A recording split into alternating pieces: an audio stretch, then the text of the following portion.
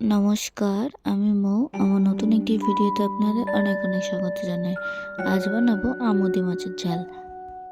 এই জন্য উনুনের উপর একটা কড়া বসিয়ে নিয়েছি। কড়াতে এবার তেল গরম হতে দেব।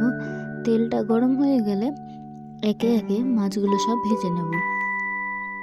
মাছে আর আলাদা করে হলুদ আমি মাখাইনি, একেবারে তেলে দিয়ে দেব। দিয়ে মাছটা ভালো করে ভেজে নেব।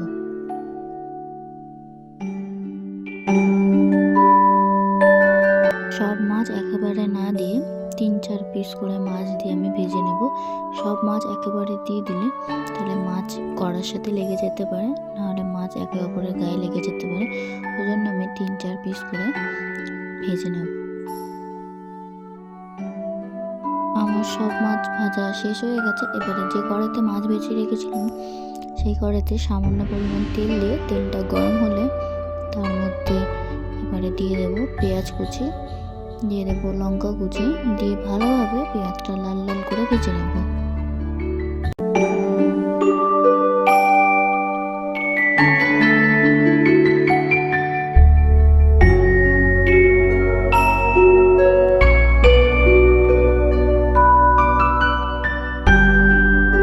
প্রথমে পেঁয়াজের সাথে আমি লম্বা করে কেটে রাখা লঙ্কা ভেজে দিয়েছি। এবার কুচিয়ে রাখা যে লঙ্কাগুলো আছে সেগুলো আমি এবারের মধ্যে দিয়ে দেবো।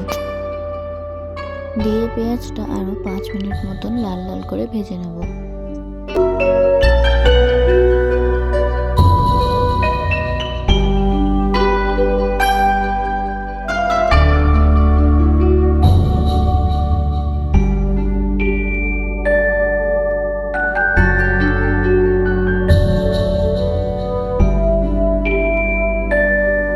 পেঁয়াজটা লাল লাল করে ভাজা হয়ে গেছে। এর মধ্যে আমি এবার দিয়ে দেব কুচিয়ে রাখা টমেটো। দিয়ে টমেটো আর পেঁয়াজটা আরও ভালোভাবে মিনিট 7 মতন ভেজে নেব।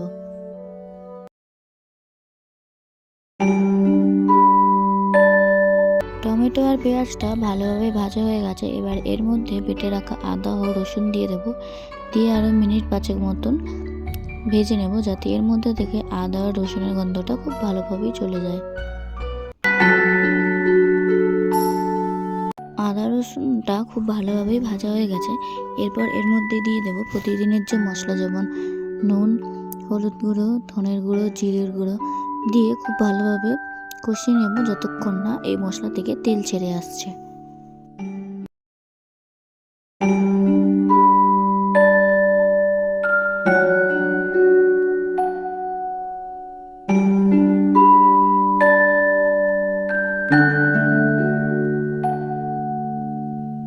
মশলা থেকে তেল ছেড়ে আসলে আমি আর একটু ভালোভাবে নাড়িয়ে নিয়ে এর মধ্যে সামান্য একটু জল অ্যাড করে দেব। দিয়ে আরও মিনিট 2-3 মতন ভালোভাবে কষিয়ে নেব। আমি এখানে বেশি জল ব্যবহার করব না, এখানে খুবই সামান্য জল ব্যবহার করব, যাতে এই রেসিপিটা একটু মাখা মাখা মতন হয়। জলটা দিয়ে মশলাটা ভালোভাবে ফুটে আসলে এর মধ্যে মাছগুলো দিয়ে দেব। মাছ দিয়ে ভালো করে মশলার সাথে মিশিয়ে নেব। এরপরে কুচিয়ে রাখা ধনেপাতা কুচিগুলো ওপর থেকে দিয়ে এটা ঢেকে দেব। ঢেকে রেখে দেওয়ার 5 মিনিট পর এবার এটা নামিয়ে নেব। তাহলে চলুন ভিডিওটি আজকে এখানে শেষ করছি। আপনারা ভালো থাকবেন, সুস্থ থাকবেন, স্বাভাবিক থাকবেন। আর আমার ভিডিওটি ভালো লেগে থাকে অবশ্যই একটা লাইক এবং কমেন্ট করে দেবেন।